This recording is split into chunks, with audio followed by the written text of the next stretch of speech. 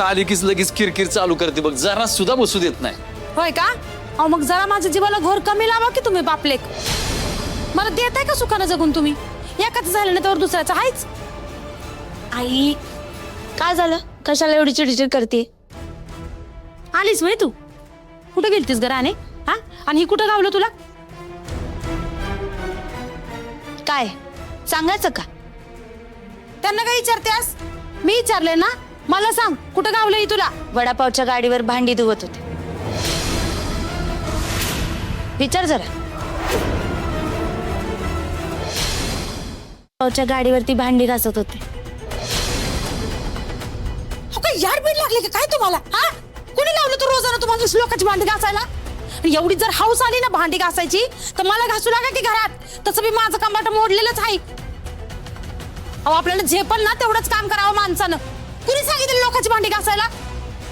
आणि मी पण तुम्हाला एकदम ठणकावून आईसारखं सांगते हा बुवा, परत असं काही काम करायचं नाही. परत जर तुम्ही असं काही केलं ना तर मी आहे आणि तुम्ही आहे. अगं पण राणे, ह्यात वाईट काय आहे ग? हा, तूच सांगते ना, काम हे सगळं सारखंच असतंय, त्यात छोटं मोठं काहीच नसतंय. मग ते करायला कशाला लाजायचं? हाय का आता? अहो काम छोटं मोठं नसतंच, पण हा प्रश्न कामाचा नाहीच आहे ना. अहो आपलं वय काय? हा, हे एवढे डोक्याला जखम करून घेतलीये, त्यात तब्येत आपली चांगली नाहीये आणि गेलेत काम करायला. अगं माझी तब्येत ठणठणीत आहे, मी बरा आहे एकदम. तरी सुद्धा तुम्ही काम करायचं नाही. हा, घरी बसून आराम करायचा आता. आणि बुवा तुम्ही आता हे पैशाचं टेन्शन वगैरे घेऊ नका बरं का. अहो माझ्या पगारात होईल सगळं नीट. मी सगळी कर्ज फेडणार आहे, तुम्ही नका काळजी करू.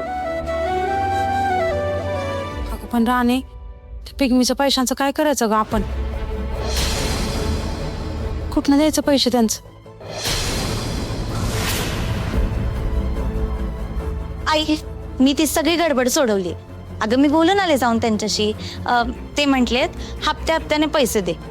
अगं हप्त्यानं पैसे द्यायचं म्हणलं तर त्यांना जामीन का काय तर द्यायला लागतं. ते कसं देणार आपण? तुझ्या सगळ्या टेन्शनचं उत्तर आहे यात. हे दागिनेच बघ आता तुला संकटातून बाहेर काढतात. आई तुला मी म्हंटल ना, तू नको लक्ष घालू त्याच्यात. अगं मी केली आहे सगळी व्यवस्था.